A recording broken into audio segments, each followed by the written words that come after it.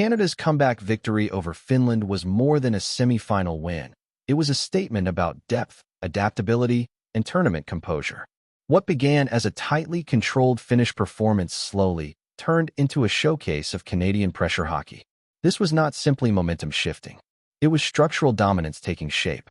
For Carolina Hurricanes fans, the storyline carried added intrigue. Seth Jarvis and Sebastian Aho, teammates in Raleigh, found themselves on opposite sides with gold medal implications.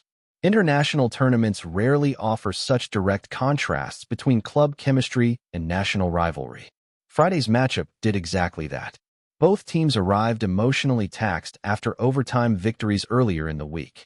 Fatigue was a factor, but so was belief. Finland leaned on tactical discipline and special teams execution. Canada relied on pace and layered offensive pressure. By the end, one identity proved more sustainable over 60 minutes. And the implications stretch far beyond a single semifinal result. Finland executed its opening script with precision. Power play efficiency gave them early control, and Sebastian Aho's presence was quietly central to both scoring sequences. His face-off win on the man advantage directly led to Mikko Rantanen's goal, a micro-moment that shifted early momentum. Even while serving a penalty later in the period, Aho's line remained structurally important. Finland's system thrives on transitional discipline, and his positioning limited Canada's interior chances early on. Erik Haula's goal extended that cushion and forced Canada to adjust. Yet Finland's challenge has often been sustaining territorial control against high-volume shooting teams. The warning signs appeared before the scoreboard changed. Canada began tilting the ice.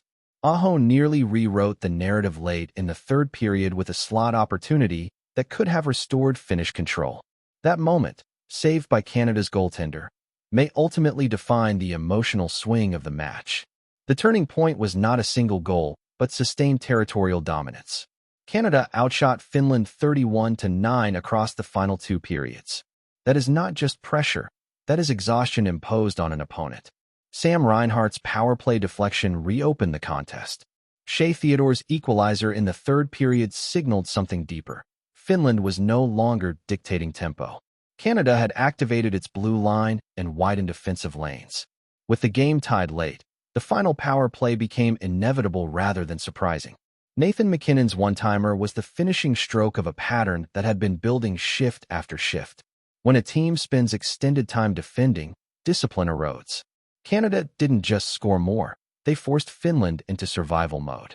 Seth Jarvis entered the game with elevated expectations. In the absence of Sidney Crosby, his promotion to a starting role suggested trust from the coaching staff.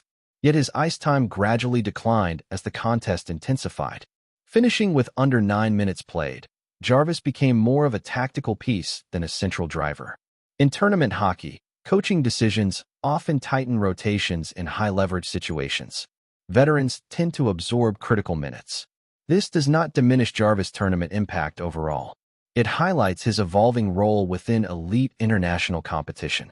Development sometimes occurs in adaptation, not spotlight. For Hurricanes observers, this dynamic raises interesting questions about role scalability in playoff-style environments. Ice time under pressure can be as revealing as production. Canada now advances to the gold medal game with momentum and structural confidence. Their ability to overwhelm Finland physically and territorially reinforces their status as tournament favorites. That matters psychologically before the final. Finland, meanwhile, shifts toward a bronze medal battle carrying both pride and frustration. Aho's performance, efficient, poised, and influential, remains a positive takeaway despite the result. His two-way impact was evident. The Hurricanes' connection adds a compelling subplot.